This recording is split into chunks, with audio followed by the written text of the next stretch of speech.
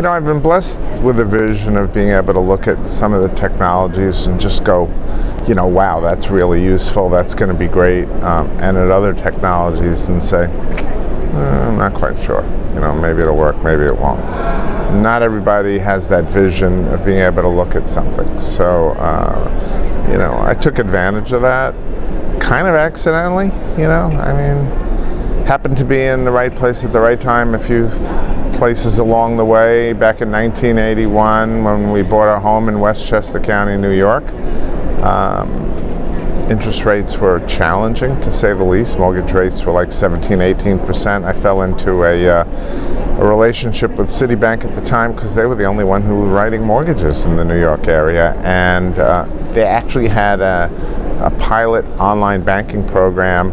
I had an Atari 800 computer back then, and they had a modem that plugged into the Atari, and I did a ridiculous online banking session back in 1981 where I paid 3 bills to like major utilities in over an hour. And my wife was completely unimpressed, stating she could write the checks in 5 minutes.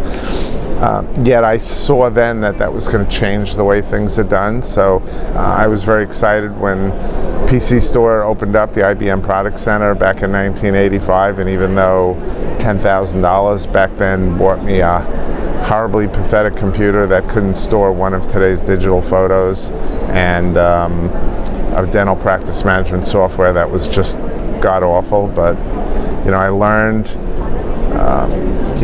what was bad and helped me look for what I wanted. So along the way I wasn't afraid to jump in. New technology would have its place, and was just fortunate enough to go with my gut instincts. Like, I remember I had a lot of resistance back in 1988, I think, is when I actually had the concept of connecting all the computers, putting computers in the operatories. There were very few clinical needs for computers in the operatories in the late 80s.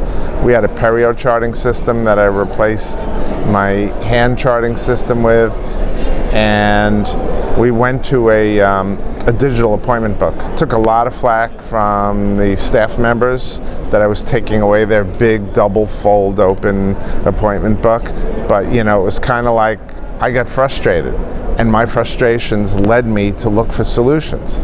So being in the back, answering the phone, wanting to check the schedule and make an appointment for someone, and having someone else have the appointment book tied up while they're on the phone, that frustrated me. So, looking for ways and do things like that, trying technologies like air abrasion, which never really caught on great, but actually had a place in my practice where I was known as painless DRZ, and having a drill-free alternative fit into the list of phobias that my wife, who's a psychiatrist, and I worked together on to really develop a strategy for making the patient experience comfortable for patients no matter what their phobia was. The noise of the drill, the smell of chemicals in the office, the appearance of people in white coats, painless dentistry itself, or painful dentistry I should say, was the problem, and making the dental experience a comfortable one. So each step along the way fortunately helped us achieve our goals.